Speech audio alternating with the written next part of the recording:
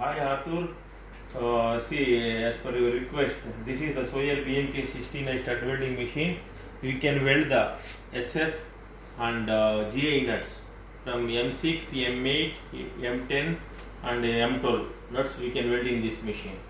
And also studs from M6, M8, M10, M12 and M16 in GI and SS we can do in this machine.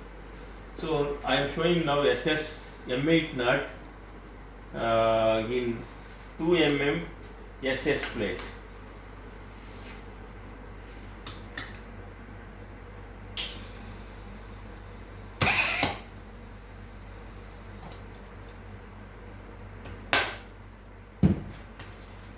See, 360-degree weld result full coming, and back side a little bit penetration is coming, but see 360-degree full nut is covering. And this welding timing take place only 2 seconds only welding, only 2 seconds. Even you check with the M8 bolt also, threads and all, there is no damage, it is fully going till bottom. There is no thread damage, nothing, only 2-second welding. This is 2 mm plate. I am welding in 3 mm SS plate now. One more SS nut.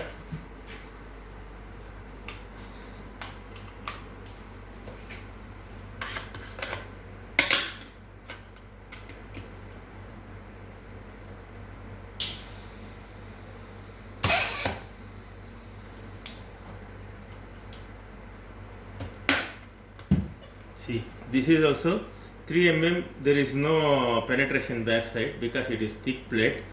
See, full welding is a 360-degree, there is no spatters coming and there is no thread damage, anything. This is also M8 bolt easily going inside. So now I am showing in the same machine GI nuts in 2 mm GI sheet. GI nut.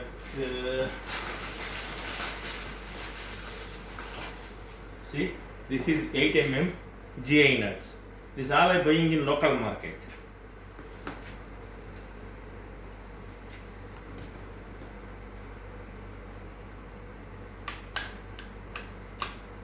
I am welding in 2 mm GI sheet.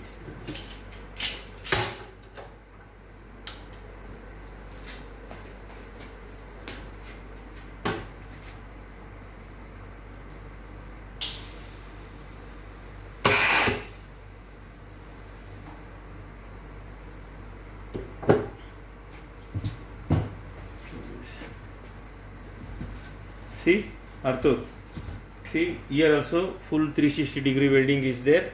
There is no thread damage, anything. See, if you want to check the quality, even beat with the hammer also, that nut not coming out. So actually how they are checking the quality of the nut means nobody is putting the spanner here. After welding this nut, put the bolt here, 8 mm bolt, and for 8 mm nut 23 Newton meter is the torque capacity. Put 23 Newton meter and you tight it. This nut not come out. So that is the quality checking. So actually difference between arc welding and stud welding you are asking. If you go for arc welding, for example, you have to weld the SS nut. You have to must use the TIG welding only. You have to keep the nut here and we have to use the TIG welding, like that means it will take 5 to 6 minutes for each welder to weld this nut, and we have to use the pillar wire. But maximum per hour you can weld maximum 10 to 15 nuts only in by arc welding by hand or TIG welding by hand, because arc welding not possible in 2 mm plate. If you go for stud welding, within 2 seconds or 3 seconds we can finish the welding, and there is no tungsten, there is no pillar wire required, nothing required. Only argon CO2 80 to 90-10, 90% argon and 10% CO2 mixture gas is required. For 40-liter cylinder we can weld 5,000, more than 5,000 nuts we can weld. Approximately for 90-10 gas in 40-liter cylinder, maybe 150 dirhams it is coming. So for nut maybe it is coming maybe some 0.2 dirhams or 0.1 dirhams consumption only, consumable is coming. For this nut welding, this holder cost is coming around 750 dirhams. It will give a life of around 5 to 6,000 pieces of nuts we can weld. So this is the difference between nut welding and TIG welding.